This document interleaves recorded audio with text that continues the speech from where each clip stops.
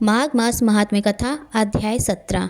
कार्तवीर ने पूछा, हे भगवान, कांचन मालिनी और राक्षस कौन थे? कृपया उस इतिहास को आप बताइए। दत्तात्रेय जी बोले, राजन, विद्वान और ज्ञानी तथा धर्म जिज्ञासु को समस्त रहस्य बता देने चाहिए। यही उचित बात है। इस इतिहास को सुनने से अश्वमेघ यज्ञ का फल प्राप्त होता है।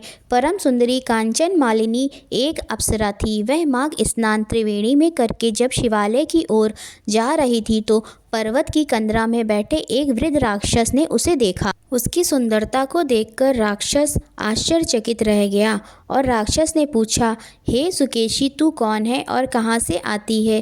तेरे वस्त्र और केश गीले क्यों हैं? ऐसा कौन सा पुण्य है जिसके कारण तेरा तेज दमक रहा है?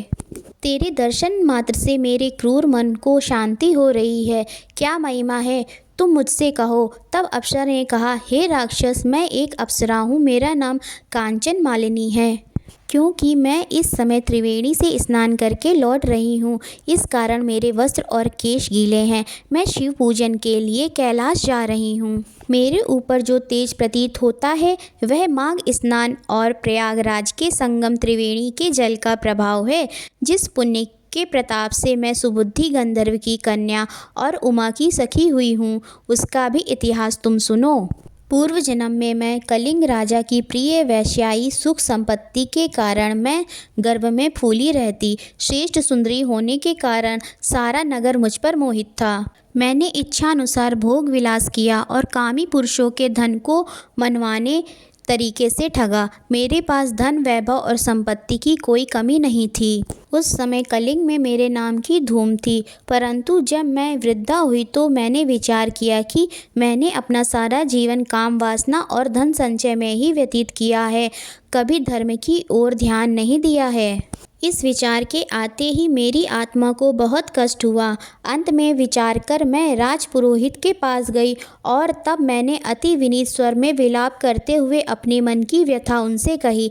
मैंने कहा, हे विप्र, मैं बहुत पापी हूँ। मैंने कभी भगवान के चरण कमलों को प्राप्त करने के लिए जब तप, व्रत और पूजन नहीं किया है। जवानी के नशे में, भोग विलास में पड़कर मैंने अपने तीनों जन्म नष्ट कर दिए हैं। हे नाथ, अब आप मुझ अबला को उबारिए और मेरा उद्धार करिए। मेरे वचनों को सुनकर पुरोहित ने कहा, हे सुमुखी, तेरे समस्त पापों को मैं जानता हूँ। तूने जो पाप किए हैं उनसे सहज ही मुक्त होने का एक ही उपाय है कि तू प्रयागराज जा और अपने मन को निर्मल कर। तू त्रिवेणी में स्नान कर। तीर्थराज प्रयाग में ही यह शक्ति है कि वह तेरे सारे पापों को नष्ट कर सकते हैं। ऋषि जनों का यही कहना है कि प्रयागराज में माघ स्नान करने से प्राणी के समस्त पाप नष्ट हो जाते हैं। जयति तीर्थराज, प्रयाग के तीर्थों में प्रयागराज श्रेष्ठ है। भीरू, अब तुम प्रयागराज के महात्म को सुनो। पुराने समय में देवराज इंद्र ने जब काम से पीड़ित होकर गौतम की परम सुंदरी पत्नी अहल्या के साथ पापाचार किया तो क्रोध में भरकर ऋषि ने इंद्र को श्राप दिया। फलस्वरूप देवराज के समस्त शरीर पर हजारों भागचिन्ह बन गए और उनका स्वरूप लज्जापूर्ण एवं कुरूप हो गया। तब मन में लज्जा को धारण किए मुंह नीचा करता देवराज इंद्र संसार की नजरों से बचता सुमेरु पर्वत पर जा पहुंचा। वहां 100 योजन लंबी सरोवर में खिले स्वर्ण कमलों को देख एक कमल के भरे हुए कोटर में छिपकर बैठ गया। एकांतवास करता हुआ इंद्र अपने कृत्य पर पछताता रहा। उसने अपनी कामुकता को लाख बार धिक्कारा और बार बार अपने ऊपर ग्लानि करने लगा। उधर देवराज इंद्र के बिना स्वर्ग की शोभा नष्ट होने लगी। तब इंद्राणी देवताओं को साथ लेकर बृहस्पति जी के पास गई। उसने कहा, हे भगवान, स्वामी के बिना मेरा जीवन अप्रिय हो रहा है। कृपा करके आप ही बताएं, स्वामी कहाँ हैं? हे नाथ, आप मुझ पर और देवताओं पर दया करके इंद्र का पता बताएं। बृहस्पति जी बोले, हे सुभगे, तेरे पति इंद्र ने बिना सोचे विचारे जिस महान पाप को कर डाला है, उसकी लज्जा से ही वह एकांतवास कर रहे हैं। इंद्र ने मद में आकर कुकर्म का विचार नहीं किया। उस दशा में वह क्षय करने वाले घृणित एवं प्रकट कुकर्म पर बैठा है। चलो मैं तुमको वह स्थान बताता हूँ जहाँ इस समय इंद्र छिपा बैठा है। तब बृहस्पति जी समस्त देवताओं एवं इंद्राणी सची को साथ लिए उस सरोवर के पास गए।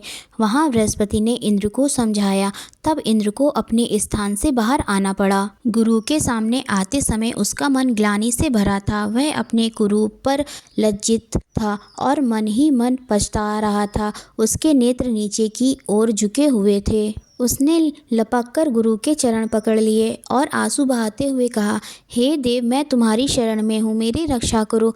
मुझे ऐसा उपाय बताओ जिससे मैं इस श्राप से मुक्त हो सकूँ। हे नाथ, मैंने बिना सोचे समझे जो भी अपराध किया है उससे आप ही मुक्त कर सकते हैं। मैं आपकी शरण हूँ।